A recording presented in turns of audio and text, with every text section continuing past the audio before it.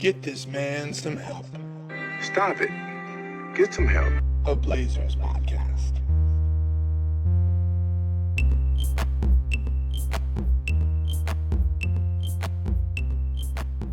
Welcome back to Get This Man Some Help, your weekly bi-weekly meditation on if the Blazers have that man and if they have enough help. I believe that the answer to both of those questions is no at this point. We don't know. A resounding no. We got the theme music. We got the theme music. We got the theme music. We do. We're going to get in and out of here in a tight 25 minutes, Sean. That's the goal. All right. But sure. Here's the thing. Scoot Henderson is showing signs of life. Now, we used to have a little segment where we would say, if you wanted to convince somebody to watch a Blazer game, what would you tell them? Yeah. Because it was bleak last year. I want to bring that back, and I want you to tell me, what are you seeing out of Scoot Henderson that you can tell somebody? Because I think the general consensus among casuals is that Scoot is a bust or trending toward that way. So what would you tell to a casual right now who said, I'm thinking about watching the Raptors game on Sunday, but, Scoot's a bust? Yeah, I would say Scoot is entering his Russell Westbrook era. Okay. He's going to frustrate you, but he's going to be a lot of fun because he's frustrating still, but he's a lot of fun. Mm-hmm. And I think he's capable of putting up ridiculous numbers at this point, So, yeah, I would say, young, fun Russell Westbrook. Yeah. The thing I'm noticing a lot that I'm really enjoying, so there's this thing that happens in basketball where fans obviously have an irrational attachment to players. Yeah. And so we think, hey, why isn't Damian Lillard in the All-Star conversation? Or why isn't blah, blah, blah happening? And why isn't this guy starting? And if you were to talk to a rational person from another team, they would say, well, Damian Lillard isn't X so far or whatever. But if you'll notice, what happens is if a player is really who you hope there'll be a point where they become undeniable. Yes. And Damian Lillard at some point became undeniable. Now he's an all-star every year. It's not really a question. And what's happening that I'm really appreciating with Scoot is that he's getting in not because, hey, this is a trial balloon, we have to see what we have here. He's getting in because he is an integral part of the Blazers offense, and they are a more successful basketball team when he's involved and when he has the ball. And it's been a beautiful thing to watch. And the thing that's the most inspiring for me is that the three-point shot is just dangerous enough that he's getting space enough to move into the interior part of the court and kind of break some stuff. That's all it ever had to be. All it ever had to be was just good enough that you have to take that one step closer to him. That's all it ever had to be. And actually, I take that. I think through the first couple months of this year, he was the highest, the most accurate 3-point shooter. Yeah. The shot's coming along, but he just needs to be reliable enough that he can really start taking advantage of his strengths, which is getting to the whole. We talked about this. For me, a successful Scoot Henderson game looks something like having 8 to 10 free throws and 6 to 10 assists. Yeah. You know what I mean? I think if he can do that, games where he does that, Blazers probably have a pretty good chance of winning. Yeah. Yeah, and to do that, he's got to make people think at least he can hit that shot. Well, and the shot is looking consistent in form at least. And I think that's the thing that when you're starting to see shooters put it together, the form is the same every time. His foot, we talked about this, his first 2 months as a Blazer. His footwork on that shot was terrible. He didn't set his feet. He just kind of threw the ball. And now you look at him clearly he's doing his 10,000, 10,000 reps a week or whatever. Because, his feet look good. His balance looks good. The follow through looks good. Yeah. He's on his, listen, what is he, 20, 21? Yeah. Come on. Yeah. I know. I keep going back to this. He's a bust. No, he's literally still growing. Yeah. His brain is literally still developing. Yeah. What are we talking about here? He's got all the tools. Yeah, but the entire NBA ecosystem, the entire NBA media ecosystem is predicated on the fact that they want us to have goldfish memories, because that's how they keep you, fascinated, and you have to tune in every single day, is that they're going to make snap judgments. They're going to say this person's washed, this person's not washed. Russell Westbrook can't play again. Now he's an important part of the, they feed into this thing that's anti-patience. And you sort of, if you want to build a responsible basketball team, if the Celtics listened to the goldfish mentality, they wouldn't have either of the Jays at this point. No, you have to have the long view, and Scoot's starting to put it together. I don't know. Did you read that Athletic article where they talk about the shooting coach? Yeah. Yeah. So, I mean, for those who haven't read it, Scoots basically took, Jerami Grant's shooting coach, which basically migrated his shot from, if you're watching this on video, from in front of his face to the side. Yep. So he's doing this more of it's kind of coming up by his right ear, and he's sort of slingshotting it. And once you know that and you watch him, that's exactly how he shoots every single time. Mm-hmm. And it's doing something for him. I mean, Joe Cronin hired the shooting coach to work with the whole team. So now you see Jabari Walker shoots like that. Which is interesting because I feel like that philosophy of shooting changes every couple years. Well, the thing about it, and this is, I feel like there's like this sort of basketball influencer industry where everyone's a fucking shooting coach. Make part of my language, but it really sort of grinds my gears. But like the thing about shooting is everybody's body is different. Yeah. Right.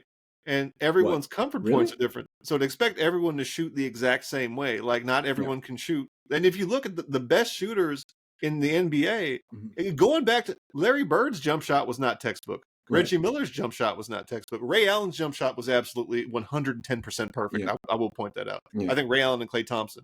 But Steph Curry's jump shot is not what coaches teach kids how to shoot. You know what I mean? Well, they might now, but yeah. Yeah. But the thing is, when you're shooting, and if you have kids and you listen to this, it's about consistency. Mm-hmm. The comfortable range of motion and consistency. And what this coach is clearly doing is looking at this guy saying, no, with your musculature, it's crazy to have your hand right in front of your face, pull it out to the side, get that extra range of motion, get that extra flexibility in there. Yeah, I mean, it's great.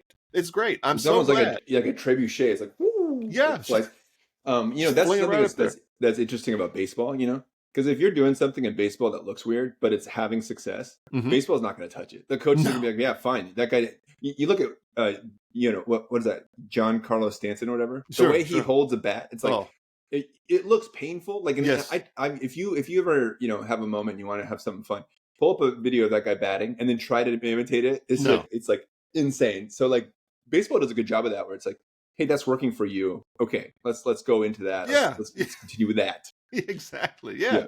I think that's to me that's one of the great things about the sort of like, the European invasion, because these guys did not grow up in the everyone has to do exactly the same thing all the time.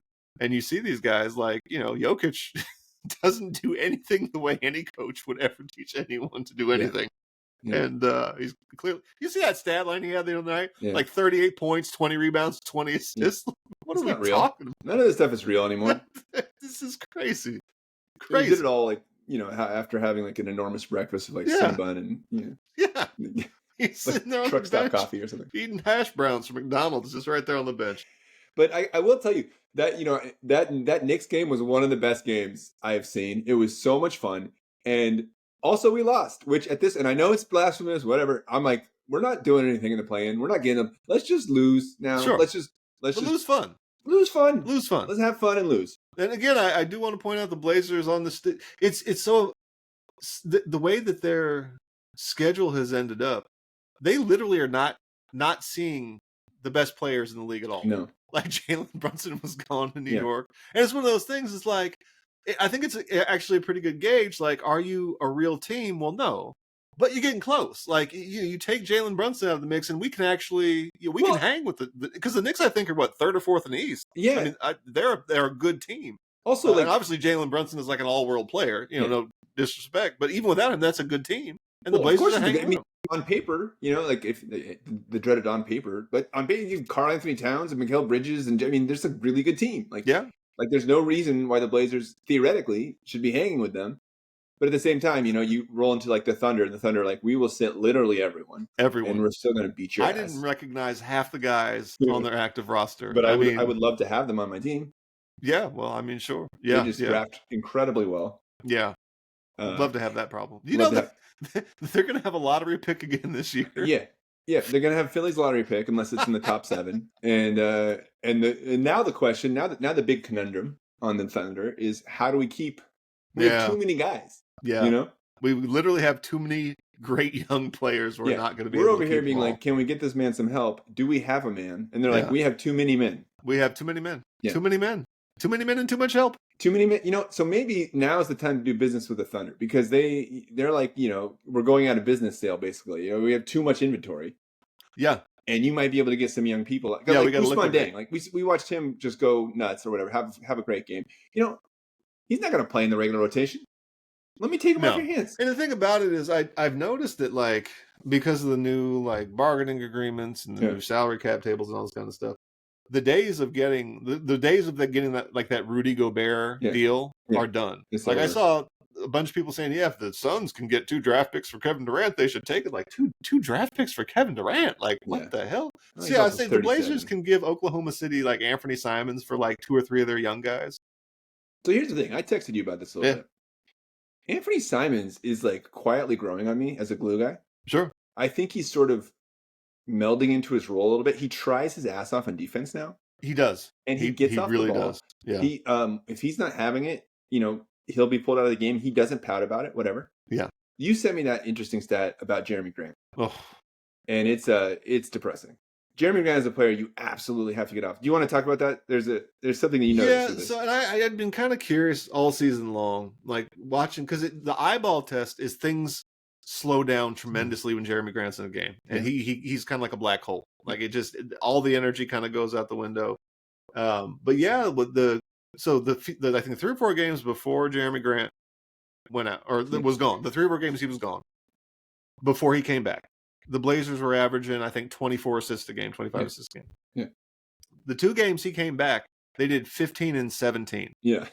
And then the next game he didn't play, they did like 30 assists. Mm-hmm. And my thing, if you're under 20 assists, you're not winning the game in the NBA. It just unless you have a big 3, you're just not going to win games with under 20 assists. Mm-hmm. And I kind of went back further and further. And Jerami Grant, the games that Jerami Grant plays, the Blazers end up having like 5 or 6 less assists on average because he just kind of swallows the ball. Mm-hmm. And sometimes when he's on, that may be okay, but it's not. We're not talking about Luka here. You know what I mean? Mm-hmm. Especially Denny plays so fast. Mm-hmm. Scoot plays so fast, and Shaedon likes to play fast, and Anthony likes to play fast, and Klingon, even though he isn't fast, likes to play fast. Rob Williams likes to play. I mean, all these guys like to play fast. Wait, and then we have Rob Williams still. Yeah, maybe you forgot about it. He's that handsome fella on the bench with the beanie. Yeah. But these guys want to play fast, and when Jerami comes, the ball stops moving. Yeah. You know what I mean? There's not a lot of because Jeremy's not like a drive and kick guy. Yeah, yeah. And I feel like with the Blazers, like Denny gets into the paint, will kick. Scoot gets in the paint, and that's how you in the NBA. That's how you start the ball moving around. But I mean, Jeremy's just like a black hole, man. Well, that point was illustrated most clear for me in the Pistons game because, like you said, they had 17 assists in that game. Jerami played 36 minutes, and you could just anecdotally. Down the stretch, we were in the game down the stretch, and the Pistons would come down. It would whip around, pop, pop, pop, pop, pop. Yep. Sometimes it did end up in Cade's hands as it should, but there was a bit of like a chaos, a fluidity that sort of like put the Blazers defense on their heels, and then it would come down to the Blazers and it'd be like, okay, are we gonna let we're gonna let Grant or Anthony sort of solo, right? And the thing is, you're right. Like Denny doesn't want to play that way. Scoot doesn't want to play that way. Shaedon, God bless him, could play. Who absolutely has the skill set to play that way. Doesn't should be playing that way. He should be doing it a little more. He doesn't actually want to play that way. He would much rather, if I could peel back the look into Shaedon's soul. I think he'd be totally happy getting 17, 5, and 5, and the team wins, and he was part of this fly around offense, and he had one monster dunk. I think that's probably right. Yeah, it's one of the things that has always kind of driven me crazy about Chauncey Billups is his fourth quarter offense is go get me a bucket. Yep. And I just I think with the Boston game that we watched, where they're running plays. It's crunch time. Yeah. It's 4 or 5 minutes to go. They're running plays to get their guys open, to get the matchups right. And then we come down the court and it's okay, give the ball to Anthony and hope he can do something. No, you can't. And if you are going to do that, then at least have guys on the court who will move the ball around to try to open some stuff up. Yeah. You know what I mean? If you're not going to run an actual play, at least throw some guys in there who will try to do something. The perennial punching bag of your punching bag is Chauncey Billups. But, absolutely. There was this thing after the Knicks game, which, ultimately I think it's maybe a cynical and a bad way to look at things, but it is ultimately good that we lost that game. But Chauncey, it was definitely doable that we win the game. We're up 2 with 3 point whatever seconds left. And, we had a foul to give. And after the game, Chauncey said, that's just a symptom of a young team. They're just young guys learning. They didn't get the foul to give. And, we probably should have had, Klingon out of there, and so we could switch everything. And I was like, wait, did Klingon sub himself in? And was he running the play? Was he running the huddle where you didn't bring up the fact that you should take the it was just this total ducking of responsibility. No. Where he's like, yeah, he talks about the game like he was watching it. Like he paid for a ticket, and it drives me crazy. Like, bud, that's your literal job. But aren't you excited to have him back next year? Because he's coming back. He did. No. Jody Allen they're playing really well together. They're coming back. Yeah, he's coming back. No, he's coming back. Absolutely no. I can't take it. My heart will not take it. I'm gonna get you a Chauncey Billup polo, like a nice embroidered polo with the Blazers logo, and then Chauncey written on the side or something. Oh, so I can be one of those assholes that burn shit on, I'm. You're gonna, you wouldn't do that. Put it in my barbecue grill. I love it because people have to buy the shit to burn it. It's so. And then it's what are you doing? You could just. I don't think you were buying those things beforehand, so you just gave a little bump. Yeah. I bought this. I'm taking it home and burn it. Well, okay. Cell phones were a mistake. I just point that out. There's a lot of mistakes recently. Yeah. Okay, so the other thing is, I wanted to give you some flowers. Okay. I feel like you were always a lot higher on Jabari Walker than me. He's sort of a tweener player. Yeah. But he's really coming into it, and I like how he plays. Yeah. His shooting's coming around, obviously. Yeah. And he seems to get his hand on every rebound there. He's maturing. High energy. Motor is super high. Yeah. Not the most intelligent defender. Well, or passer. No. You put him on a fast break with the ball, he's not looking either direction besides directly at the hoop. No. He paid attention to math class. Yeah. The shortest distance between 2 points. But he's like a real guy, right? Like he's like a guy you could see on a winning team coming in off the bench.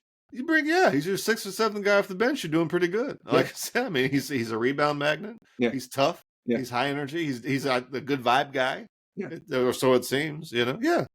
Great vibe guy. Great facial hair. Sort of like a, old school facial hair. Very old school. Yeah. Like, I played bongo drums for Bob Marley facial hair. Sure. Very 1970s. Like I did a tour in Nam, came back. I'm loving it. Yeah. I do think there's something when you have hair that long, it is a bit of a, there's a danger with the eyes because he's whipping it around. Yeah. Yeah. Well, I mean, I think that may be part of the thing. Yeah, maybe that's part of the... You want to contest this? Well, you might lose an eye. Eye patches are fine. You'll be all right. Can I tell you something I don't like? What's that?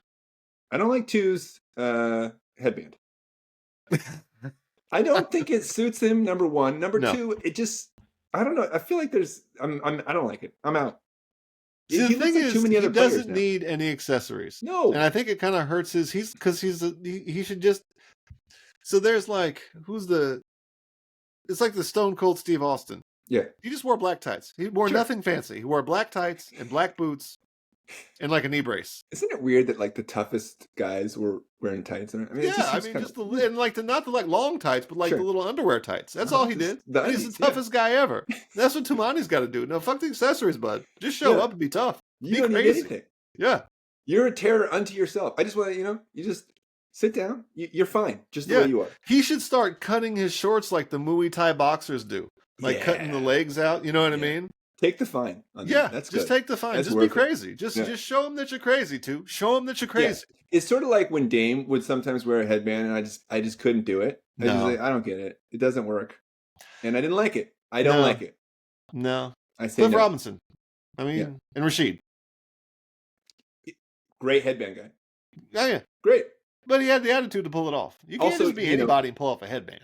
Not anybody, no. No. I've been trying for years. I try every single time I play basketball. No. Sheed was fun because it's another thing he can throw. Yes, and I think that was part of the thing. Yeah. I need more stuff. Let's look good.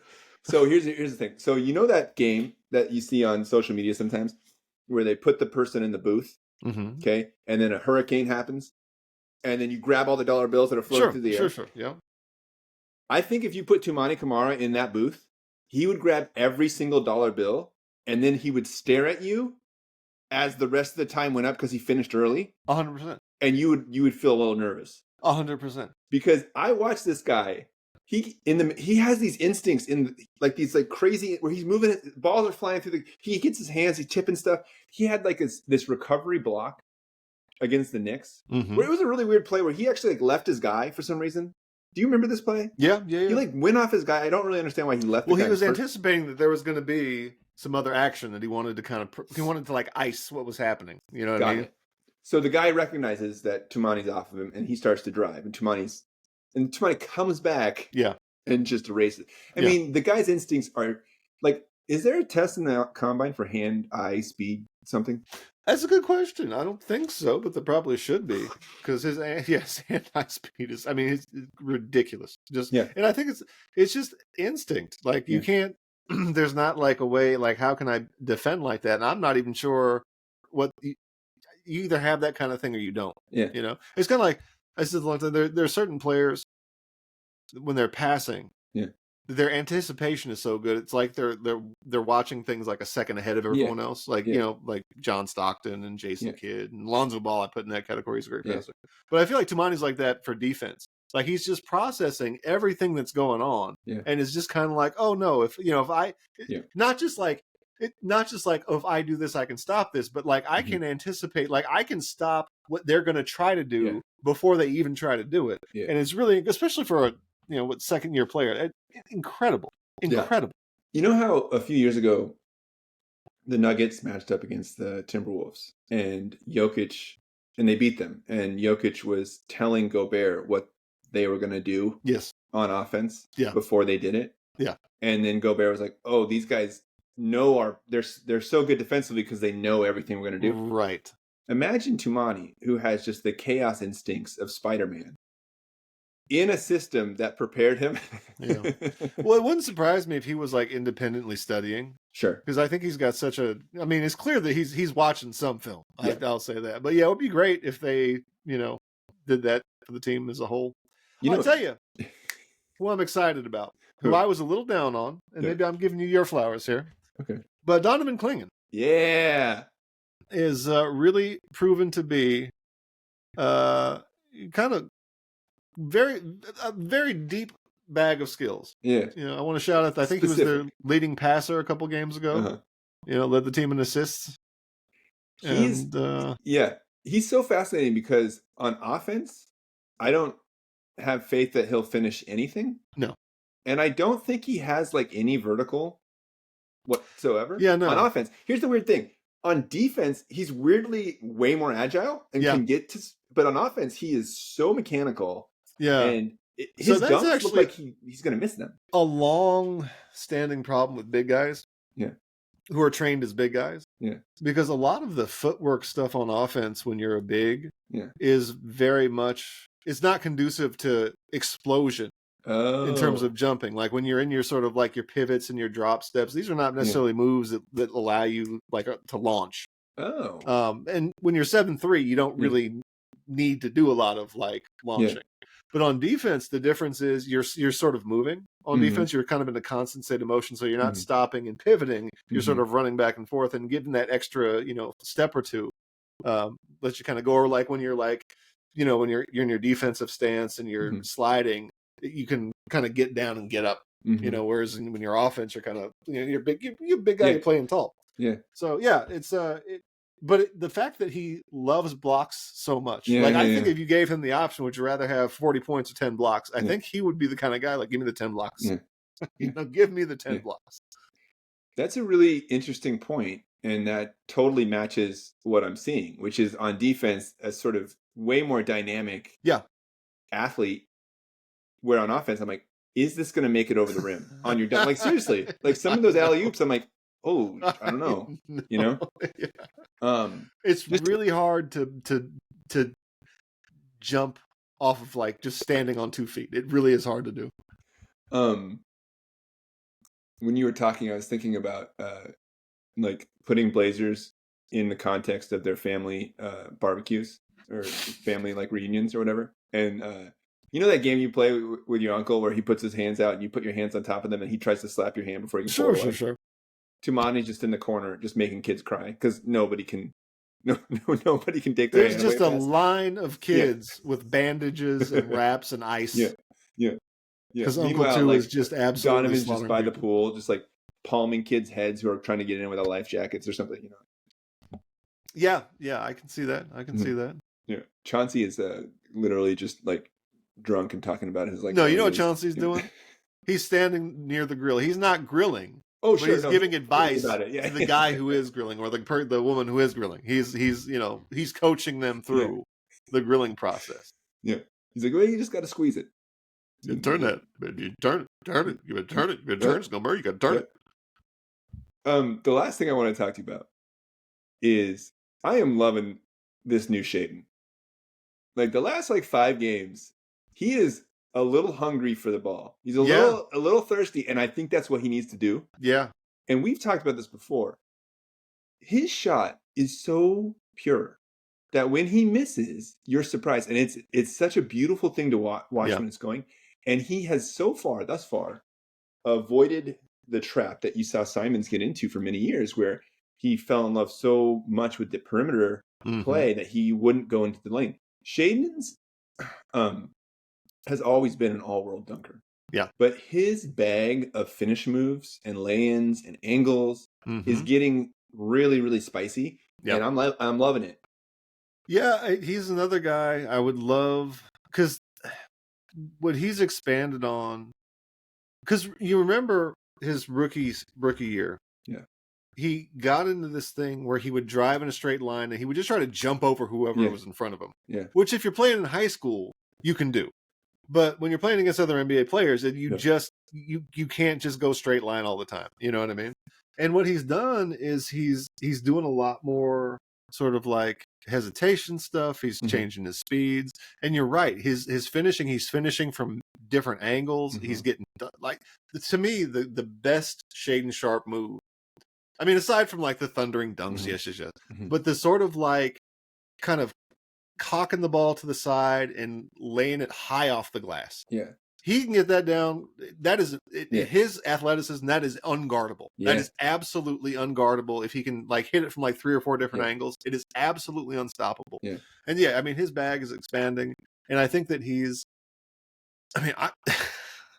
when it comes to him, like, I'm almost like, dude, you should be like, we were talking about this earlier with Scoot. You use the 3-point shot to set up the drive. Yeah.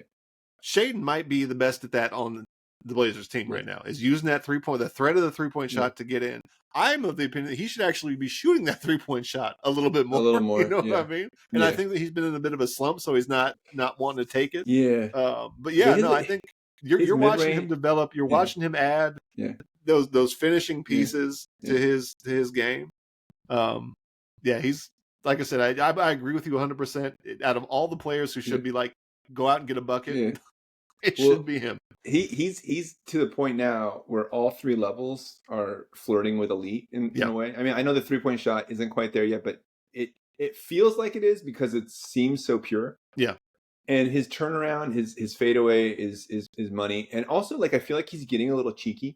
Like he had this play, which I love. I love a naughty little Shaedon. I want you to sneak a cookie, buddy. Like he had this play against Towns where he had Towns out on the 3-point line.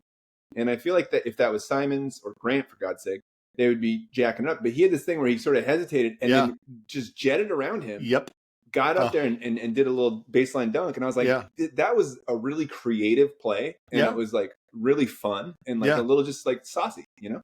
Well, that's the thing.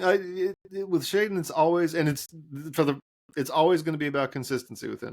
Because he's got all the tools. He's just got to get his head in the space where he sort of realized that. I want him to walk into every game. Yeah. And in the NBA, every player should kind of think this, because that's kind of how you have to think. But Shaedon is one of those guys that if and when he decides in his head this is the reality of the situation, he's going to be unstoppable. Is walking in and being like, I'm the best player on the court. Yep. I'm the best player on the court today. Yeah. You know, and all the, like, Anthony Edwards and Kevin Durant and, you know, Jason Tatum, like all those guys have that mentality. When I walk onto the court, I'm the best player on the court. Yeah. And if Shaedon never gets to that point, it's done. It's going to be lights out. So this is year 3 for him. And every year we've seen this happen in the last 20 or so games. He starts to pop a little bit, and he starts to do some fun stuff. 2 years ago, I was in London, missing all the games, but texting you wildly. Every time I got back to my hotel and got back to Wi-Fi, like, what happened? What happened? What happened?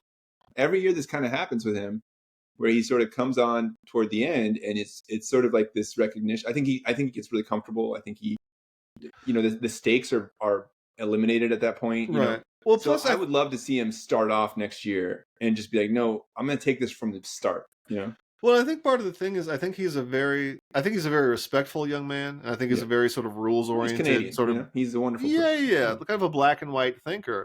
Yeah. And I think that, and I've been screaming this for 2 years. I think one of the things is, and from the eyeball test, you can kind of see the difference. Is he's always kind of like waiting for permission. Yeah. But when Jerami and Anthony are in, he's sort of like, okay, well, it's you guys' team. Whatever. And that's another sort of reason to kind of like clear the deck for these young guys, because I do think Shaedon in particular is very much like, okay, so when you guys are in, you're the boss, I'm still the apprentice, okay, like I'll be here when you need me. Well, and I think, not to say that Jerami or Ant are bad teammates in any way, but they're at the peak of their careers of what they're going to be, and they want to show out, and they want to be on a team that's winning. So it makes sense in some ways. But that's what I've been so impressed with Ant recently is all last year on the pod, we were moaning about how there was literally no chemistry between him and Sharpe. But you're seeing Ant sort of kind of see the forest for the trees. Is that the right way to use that? I think that's right. Okay, yeah. And Grant is still, I don't think it helps that he plays every fourth game. It's like the weirdest. I don't know what's going on with it. Like he comes in and obviously you want to prove that you're still part of it or whatever. I don't think that helps. But yeah, you're seeing that you're right. Like clearing the deck for him so he can start out strong next year.